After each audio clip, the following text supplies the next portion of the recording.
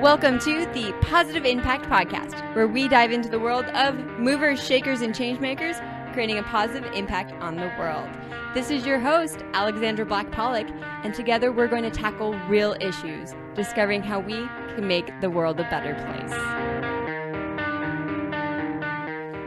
I'm incredibly excited for today. I have the world's leading expert on the welfare of cattle and pigs joining me, Dr. Temple Grandin. As an animal behavior expert, she has designed humane handling systems for half of the cattle processing facilities in the world. She's a world-renowned animal rights consultant, autism activist, 2010 TEDx speaker, and one of Time Magazine's top 100 most important people from 2010.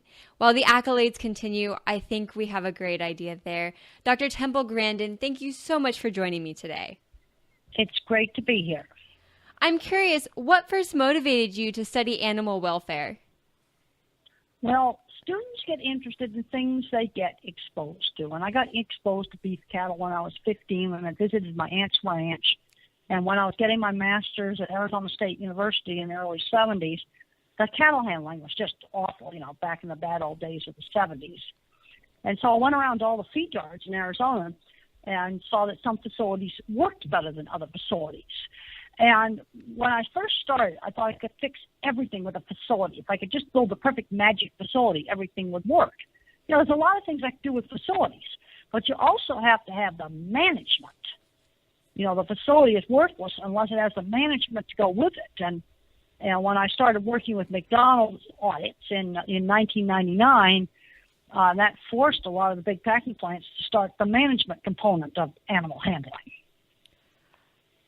Obviously, your role in helping McDonald's redefine the industry around animal treatment was monumental. But I'm curious, what kind of response did you get from those facilities prior to McDonald's stepping in? I found people were often very willing to buy the equipment. Selling the equipment was easy. My equipment now, center track restrainer system is in half the cattle in the whole U.S. are handled in this equipment in the big plants. And getting them to install the equipment was easy, but getting them to operate it correctly and maintain it, that was the hard part until the McDonald's audit started. And they forced people to fix broken equipment and to handle cattle much more quietly. That's the management side of things. The other thing that made things work is I developed a very simple scoring system. The plant had to get 5 scores right. In other words, everything had to be completely dead when it was hung on the rail. They had to shoot 95% of those cattle with a single shot, and if they missed one, immediately reshoot it. No more than 1% of the cattle falling down anywhere in the facility. No more than 3 cattle out of 100, 3% to be bellowing in the stun box area, and they had to get 75% of them through the entire facility with no electric prods. Previous to this, they were probably using an electric prod 5 times on every animal. But they had to make their numbers. It was very, very objective. So when we first started this, the plant knew exactly what they had to achieve. And the good news is that out of 75 plants, only 3 had to build something expensive in order to greatly improve. And the first thing they had to do was fix broken equipment. I'd love to step back just for a second. And when McDonald's came to you, what were their goals with this audit? Well, originally, when Bob Langer at McDonald's first came to me, we looked at some stuff with the chicken handling in the very beginning, and that required a lot of improvement. And again, I took the same approach. Let's measure things like broken wings. And when we first started, 5 or 6% of the birds had broken wings due to rough handling. And we started measuring it, and they really quickly improved it. You manage things that you measure. It's sort of like traffic rules for the meatpacking plants.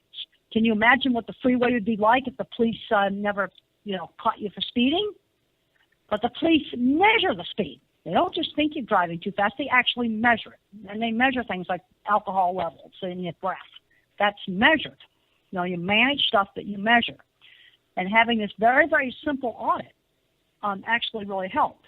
The trick in designing the audit is to figure out what are the 5 most critical things to to score. And we found that one really good measure was bellowing right in the area where they shoot the cattle with the captive bolt.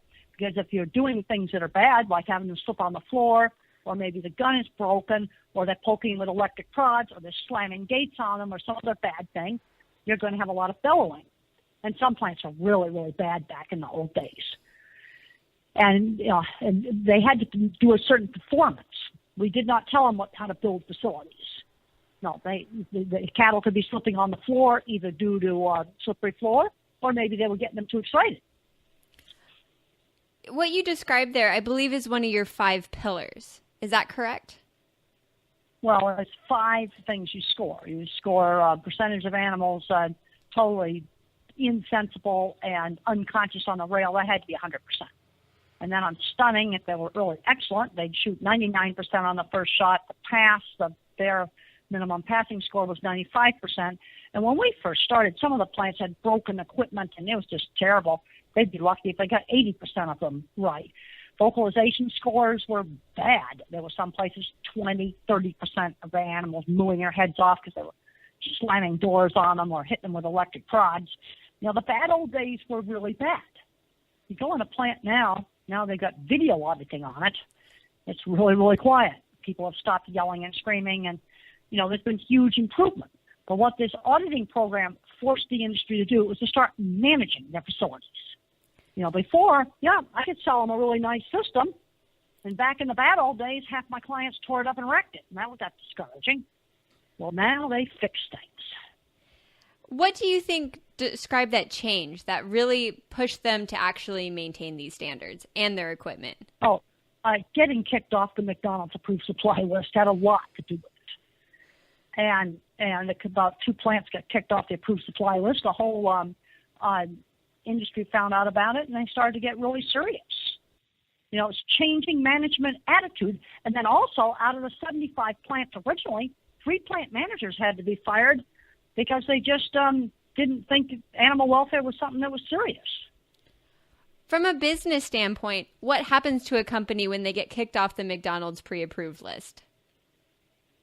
Well, they can't sell their meat to McDonald's. And if they're off the list, you're talking about $1 million, $2 million a year. You're talking about a lot of money here. And money motivates. But the other thing that made it work is it was extremely objective.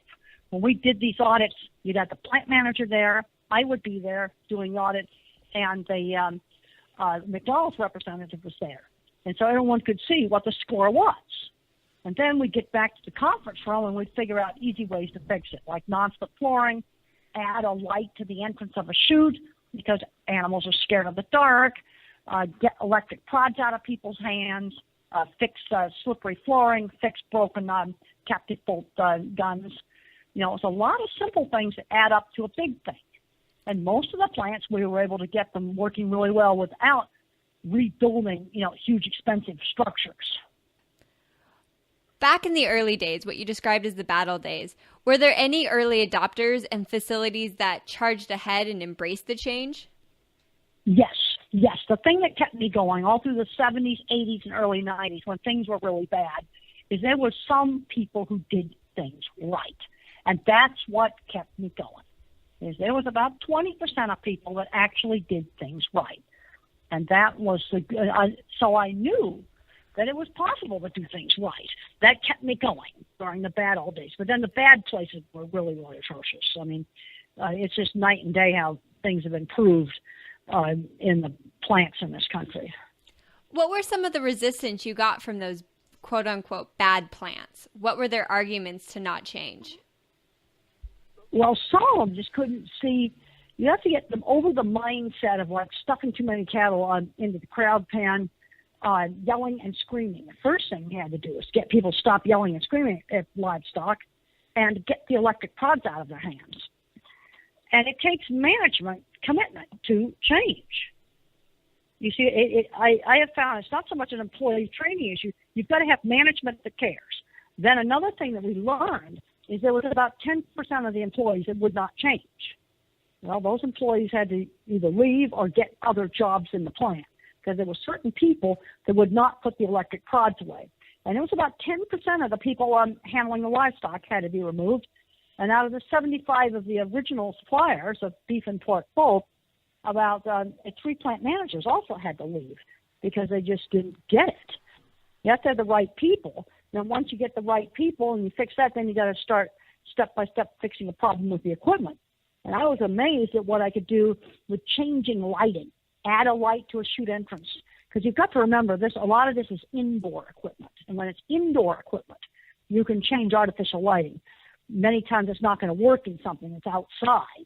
So we change lighting, move a light to make a reflection go away, put up a solid panel so they wouldn't see people walking by, fixing flooring. We did a lot of that, putting non-slip flooring in high-traffic areas like the truck unloading ramp. A lot of these things you're describing are very unique to the way cattle perceive things. How did you discover these things that scared cattle or that cattle were uncomfortable with? Well, that started out when I first worked, in the 70s. When I first started, I'd get down in the chutes and see what the cattle were seeing. And when I first started doing that, people thought I was crazy. I said, well, there's a rope hanging down. There's a coat on the fence. There's balking at the pickup truck that's parked next to the fence. And you move the truck, and then they go through it. Little detail that we tend to not notice, cattle notice. Now, if you're out on a ranch and you wait long enough, yes, they'll eventually walk by it. But you might have to wait a full, couple of minutes. And, high-speed plant, you got to just keep going. But I found that if you take out these distractions, especially in a slaughter plant situation, they would move up the chute more easily. I have seen situations where just a paper towel loose hanging off a roll, just waving just a little bit, would stop cattle. A paper towel would stop the cattle? A paper towel just, hanging down from a roll of paper towels. I was in a plant just last year, and we were doing auditor training there, and someone had tied a roll of paper towels to the handrail, and the cattle wouldn't come up into the crowd pen. And I went over there and I took away the paper towels, and then everything worked fine. That's crazy, something so simple. But unless you took the time to notice it, you would have never been able to see the impact. Well, and then that same plant, the cattle didn't want to come out of the crowd area and enter the single file chute, and it was because the gate was jiggling. And I stopped the gate from jiggling, and then they went in. So simple. Well, it's detail. It's very small visual detail. And I find to train people to see this, I have to give them checklists. I have to give them long verbal checklists of things to look for. So all of these changes, for the actual plants themselves, how do they improve either the quality of the meat or just the bottom line for the business? Well, in pork, if you get pigs excited in that last 5 minutes, poking them with electric prods, get them squealing, getting them jamming in chutes, you're going to get more pale, soft, watery meat.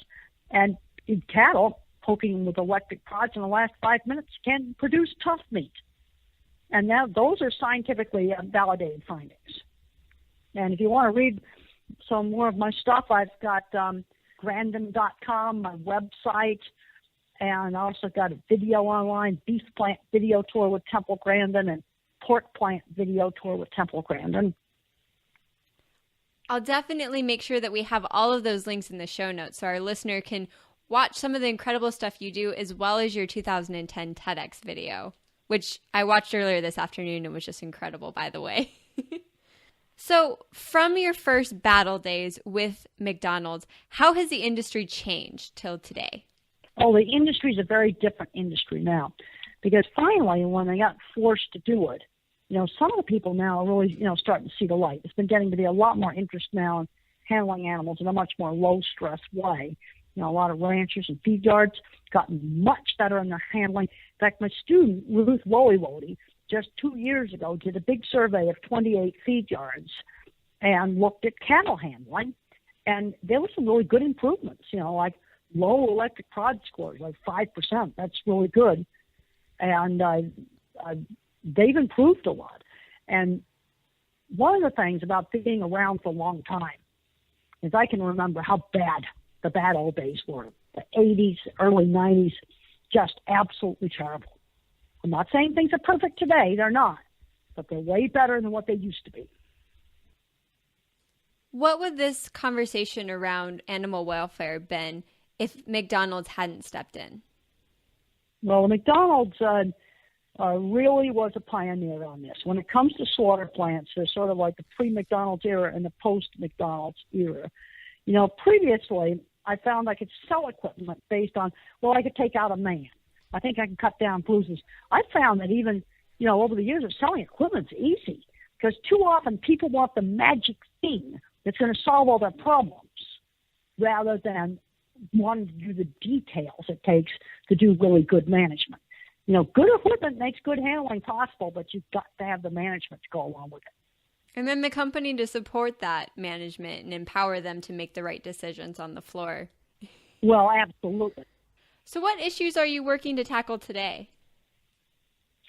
Well, right now, when I see a problem at the slaughter plant, it's something I'm going to have to fix at the farm.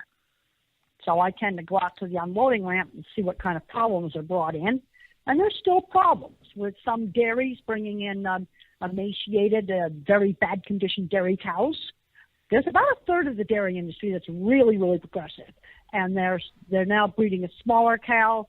It gives a little less milk, but she'll last 3 or 4 years of milking instead of just 2.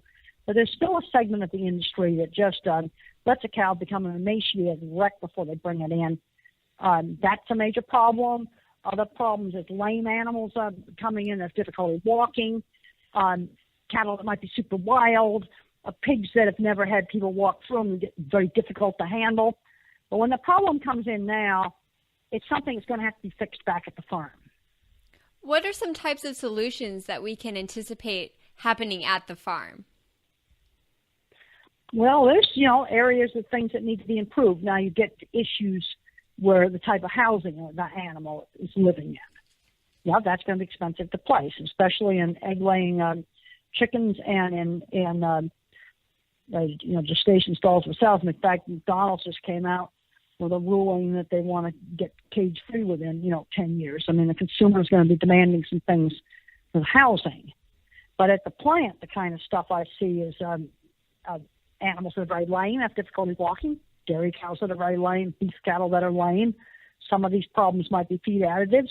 Some of the problems also might be just leg conformation. You over-select for reduction traits, then their legs might be too straight. They've got leg conformation, structural issues. I've got to have an animal that can walk so I can handle it. So having almost 30 or 40 years in this industry, what do you anticipate happening in the next 15, 20, or 30 years in animal welfare? One of the things I'm concerned about now is what I call biological system overload. We've had things like the avian influenza that destroyed 11% of the total egg supply.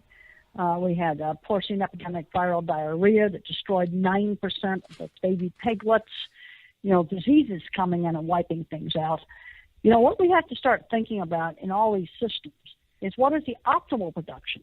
The really progressive dairies have learned that a huge cow that only gives you 2 years of milking is a lot less profitable and good than a cow that's a little smaller, a little less milk, but still lasts for 3 or 4 years of milking, because it takes you 2 years to produce that dairy cow from a young calf. What is the optimal production? Rather than just pushing things to the max. I think that's what we've got to look at, to make things a lot more sustainable. Sometimes people don't see that they're getting into a problem. So as a consumer and somebody who personally eats meat, what are the types of things that I should be looking for in the industry, or even things I should be concerned about? Well, the slaughter plants, USDA in the last 5 years has gotten much more strict. And if you were to go on the USDA website, you'd think the plants were terrible, because they have this website where every time a plant sort of gets a regulatory speeding ticket, it's put up on this website. If you were to look at that, you'd think the plants were horrible. But if that website had existed 20 years ago, it would have been 10 times worse. The amount of stuff that was going wrong. Now I think that the biggest issues are going to be, issues on the farm. I'm concerned about pushing animal genetics too far, over-selecting for single traits. I'm concerned about that. Fortunately, some of the progressive dairies are backing off of some of these huge cows that don't last very long. And I think that's a good thing. There's some progressive dairies doing that, but then there's some other dairies that are not progressive at all in what they do. As a consumer, is there anything that I can do to help support these progressive dairies? Well, one of the problems you've got with milk is that everybody's milk mixes together in the milk processing plant. And so you might have a big co-op and you've got some dairies in there that are really good, but their milk mixes in with all the bad ones. There's a segment of the dairy industry that really needs to clean up their act. And I was very pleased with Ruth's study on the 28 feed yards that she went to in Colorado, Kansas, and Texas, because the handling, that's one bright spot. People have improved handling. But then as we improved handling, we're having more problems now with cattle with sore feet and lameness. And some of that's due to pushing too hard with feed additives, things like beta agonists, pushing that too hard, or simply breeding for production traits and not examining cattle to make sure that they're structurally correct in their feet and legs. Because you have badly built feet and legs, they get lame. Even though we've accomplished so much in the actual livestock or slaughterhouse facilities, it sounds as if we still have a long ways to go. Well, there's still things we need to do on the farm, and there's people out there in farming, that are doing things really right. People often think big is bad. What's bad is badly managed is bad, and that can be either big or small. And a lot of consumers now are really interested in local. If you look at some of the consumer survey data, local is one of the top concerns. There's a lot of people doing a good job, but then there's some people out there that are still not doing a good job. Where I'm seeing now, I think that's things in the future we're going to need to work on out the farm, and our guideline that we had, the scoring system, the American Meat Institute guideline for the slaughterhouses, we had a really good strict standard. But the problem we've had on some of the farm standards is some of the worst producers get on the committees and water down the standards. See, that did not happen with the standards we used for the McDonald's audits. We had a tough standard that they had to adhere to. Fascinating. Well, Dr. Grandin, thank you so much for all of your incredible work just in animal behavior and welfare and everything that you're doing to help create a better environment for the animals that we consume. Well, one of the things I'm doing now is I do a lot of talks with, students in animal science. I want to encourage young people. We need a lot of good young people getting into agriculture. It's definitely an underlooked at area. Well, it gets back to people ask me, well, how to get involved in my career. I have found a lot of students that getting exposed to things when they're in high school is how they get interested in different careers. And we need, good students out there to work on all kinds of hands-on things. Definitely space for a lot of innovation and some creative solutions like what you created through with the McDonald's. Well, I have a book I've done called Improving Animal Welfare, a Practical Approach. It's a textbook. Improving Animal Welfare, a Practical Approach. The second edition just came out in 2015. And then I've also got some, more just popular kind of books like Animals Make Us Human, Animals in Translation, and a book on cattle handling called Humane Livestock Handling. I'm excited to check those out. Okay, well, good. Well, thank you so much for joining me this evening. You are very, very welcome. What an absolutely fascinating look at all the different issues that go into slaughter plants and animal welfare, and how many times they can be addressed by something as simple as, let's put proper flooring in the facility. Absolutely incredible. If you want to learn more about Dr. Temple Grandin and all the work that she did with McDonald's, head on over to our show notes page at positiveimpactpodcast.com/episode 6.5. To be part of the bigger conversation and be inspired every day, join our Facebook group at facebook.com/groups/positiveimpactcommunity. Until next time, keep doing your part to make the world a better place.